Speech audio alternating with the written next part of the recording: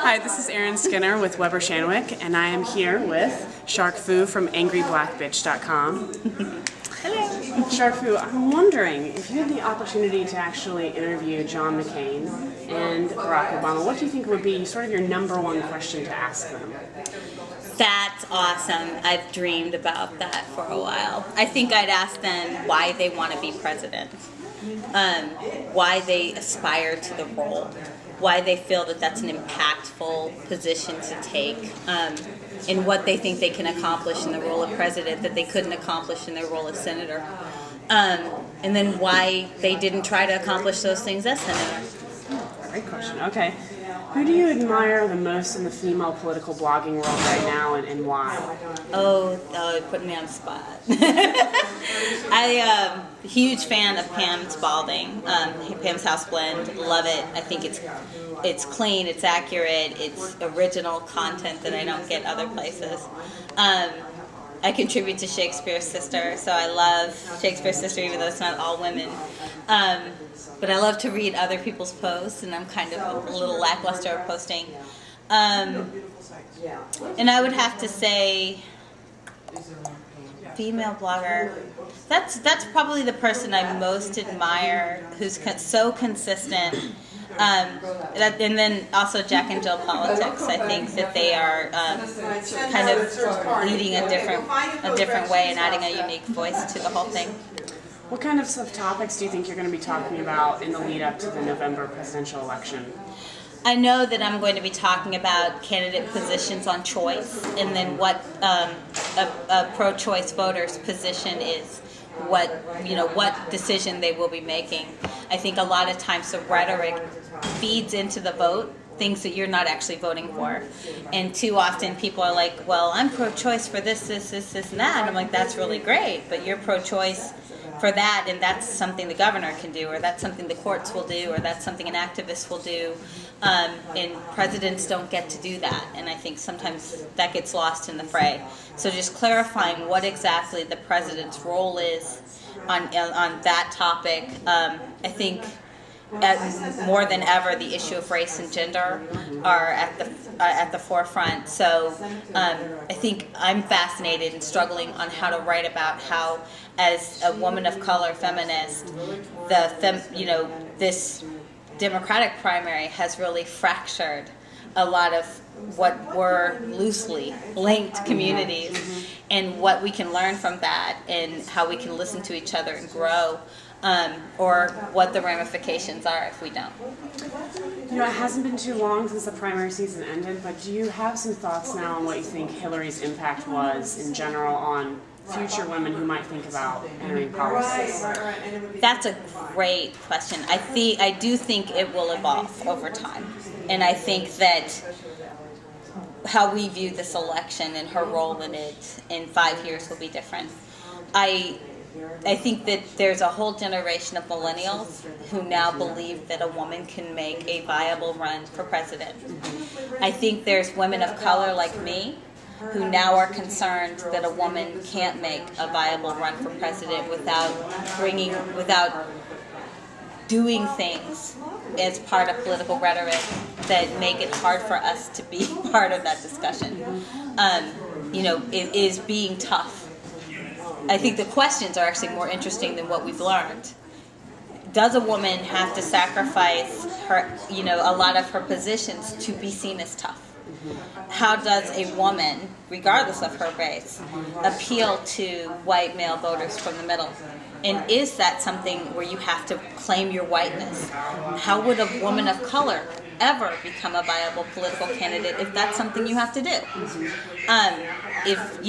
How do we unite these coalitions in a positive way, rather than create an environment in which some women feel empowered and other women feel completely like they're being asked to set aside their own personal identity, everything but gender, to latch onto this candidate. And I think that if you had asked me before she declared, I would have never thought those were going to be the key issues we'd be discussing.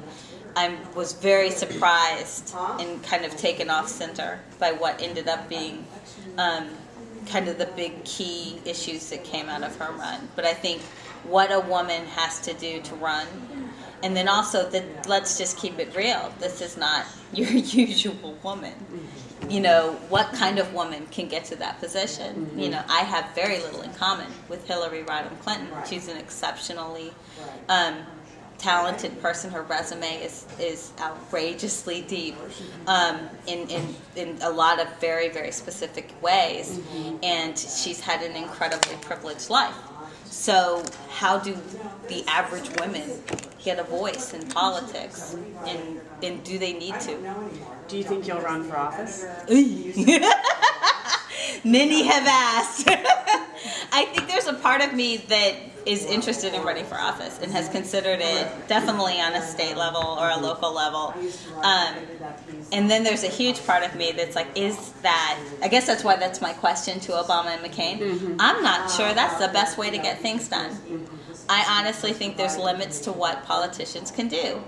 And that half of the reason people are really frustrated with the political process is because they're expecting something out of government. Government's not equipped to do. And a lot of the things that I'm really passionate about, I struggle, is that something I would be better served to be one vote in a body of people with, or is it something that I'm doing better service through being an activist and an advocate to the entire body with? So is it possible? Yeah, I might lose my mind and want to run for politics. But right now, when I watch what people go through, why would you do that? It just seems like such a difficult task, and hats off to people who try, but I do question, what came together for them that hasn't yet come together for me.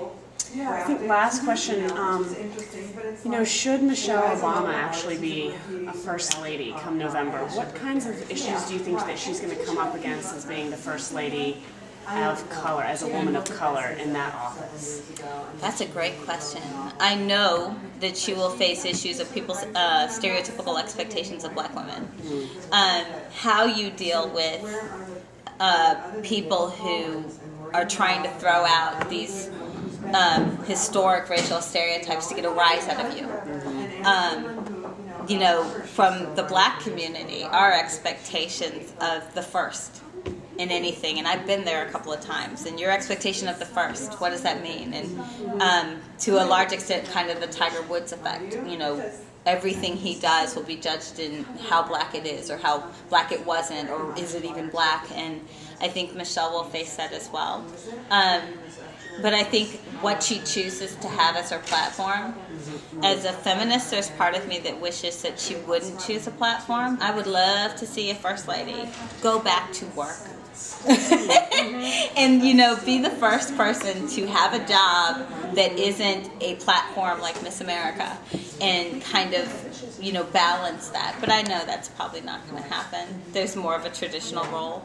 But I think because she's the first, she will be the first black first lady, that she will face the issue of balancing stereotypes and how you react to them.